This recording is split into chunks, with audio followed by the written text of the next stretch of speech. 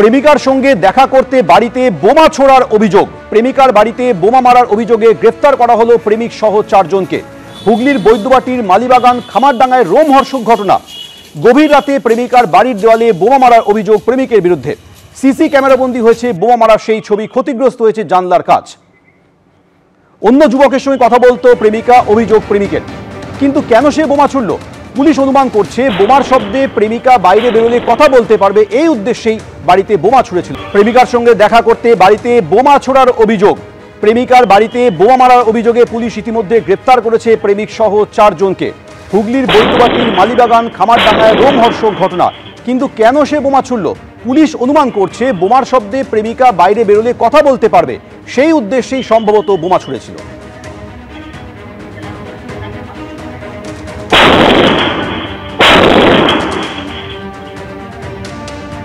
আমি একটি মেয়েকে ভালোবাসতাম। সেই মেয়েটি আমার সাথে কদিন আগে কথা বলা বন্ধ করে দিয়েছিল।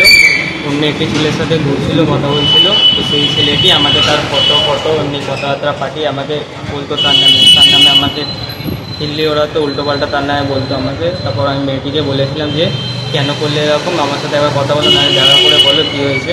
কিন্তু সে শুনিনি কিছু। তারপর আমরা কিছুদিন আগে তার বাড়ির সামনে গেছিলাম একটা বাজি ফাটাবার জন্য। কয়েকটা বাজি মিলিয়ে একটা বড় বাজি বানিয়ে তার বাড়ির সামনে ফাটিয়েছিলাম।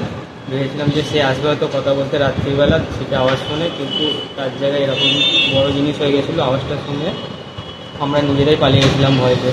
2022 সালের পর ফের 2025 আবার চুরির দায়ে গ্রেফতার হলেন প্রাক্তন অভিনেত্রী। এবার বড়বাজারের এক সোনার দোকান থেকে গয়না ও নগদ টাকা চুরির অভিযোগে গ্রেফতার করা হলো তাকে। নাম রূপা দত্ত। ধৃত অভিনেত্রীর বাড়ি কালীঘাটে। তার কাছ থেকে উদ্ধার হয়েছে প্রায় 6.5 ভরিরও ওপর সোনা। আজ আদালতে তাকে পেশ করা হচ্ছে। পুলিশ সূত্রে খবর, বড়বাজারের এক সোনার দোকানে এক মহিলার ব্যাগ থেকে সোনা এবং নগদ টাকা মিসিং হওয়ার অভিযোগ আসে। সিসি ক্যামেরা ফুটেজ খতিয়ে দেখে প্রাক্তন এই অভিনেত্রী রূপা দত্তকে পুলিশ চিহ্নিত করে। এরপর গতকাল তাকে পাকড়াও করা হয়। এর আগে 2022 সালে বইমেলায় পকেটমারির অভিযোগে গ্রেফতার করা হয়েছিল বলিউডের অভিনেত্রী রূপা দত্তকে।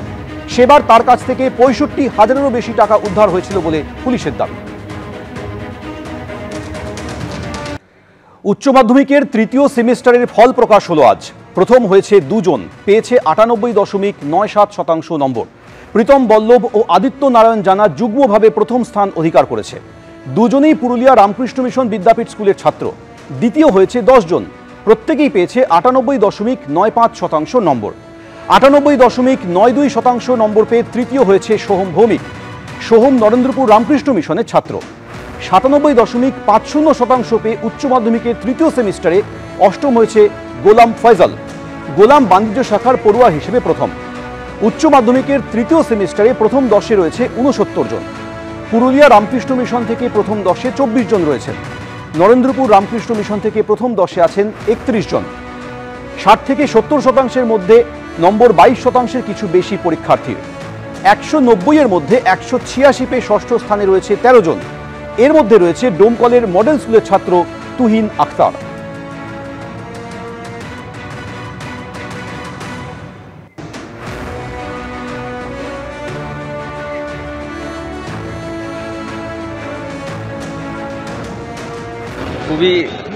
খুবই আনন্দ হচ্ছে, খুবই খুশি।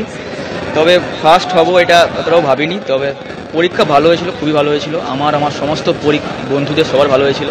প্রিপারেশন বলতে সময় তো খুবই কম ছিল। এবার 3rd সেমিস্টারের নতুন সিলেবাস, তো তাও আমাদের সমস্ত শিক্ষক মহাশয় সবাই, মহারাজরা খুবভাবে সাহায্য করেছেন আমাদেরকে, এবং সহপাঠীরা তো আছেই তাদের সঙ্গে। তো প্রিপারেশন ভালোই নিয়েছিলাম, মোটামুটি ঠিকই আছে। তো আমাদের এখানে তো সেরকম নেই যে খুব পড়ার তেমন রুটিন আছে। এখানে রুটিন মেনে চলতে হয়। তো পড়ার সময় পড়া, এটা ঠিকই ওরকম টাইমে পড়া ছাড়া এখানে আমাদের খেলা হয়, খেলতাম খুব। খেলতে খুব ভালোবাসি। বাকি আরও আছে, বই পড়তাম, গল্প বই। প্রিপারেশান আমার তো 6 মাস সময় ছিল। তো 6 মাসের মধ্যে আমার বই তো ঠিক টাইমে পাবলিশ হয়নি। তো আমাদের একটা তো খুব ওটা চাপ ছিল যে বই পাবলিশ হওয়া, তারপরে এই কম সময়ের মধ্যে পড়াশোনার জন্য প্রিপারেশান নেয়। তবে বন্ধুদের সহযোগিতা, শিক্ষক মহাশয়, মহারাজজি সবার সহযোগিতা এই সাফল্য পেয়েছি। স্যারদের কাছ থেকে পুরোপুরি সহযোগিতা পেয়েছিলাম। হ্যাঁ হ্যাঁ, পুরো সহায়তা পেয়েছিলাম স্যারদের কাছ থেকে। স্যাররা প্রত্যেকটা যখনই আমাদের অসুবিধা হতো, স্যার মহারাজ আমাদের সবাই খুবভাবে আমাদের সাহায্য করেছিল প্রথম থেকে। হ্যাঁ, আমাদের সাবজেক্ট তো দুজনেরই একই। হ্যাঁ হ্যাঁ, আমরা একে অপরকে সহযোগিতা করেই পড়াশোনা করতাম, কোথাও কোনো অসুবিধা হলে একে অপরের সঙ্গে। আমার তো ইচ্ছে আছে ভবিষ্যতে স্ট্যাটিস্টিক্স নিয়ে পড়ার, ডেটা সায়েন্স এই লাইনে এগোনোর ইচ্ছে আছে আমার। ইকোনমিক্স অথবা স্ট্যাটিস্টিক্স দুটো নিয়েই ভালো লাগে সাবজেক্ট, দুটো সাবজেক্টের যেটাই ভালো রেজাল্ট আসলে সেরকম দেখে। দুজনে একই সাবজেক্টই। হ্যাঁ, আচ্ছা, আর কি চাই? আর তেমন কিছু নেই, এবার হবি আছে রিসার্চেশন। পরীক্ষা বসবে। হ্যাঁ, ইউপিএসসি দেওয়ার ইচ্ছা আছে, দেখা যাক কতটা কি হয়। ফুটবল, ক্রিকেট, এখানে যা যা আছে প্রত্যেকটাই প্রায় খেলি।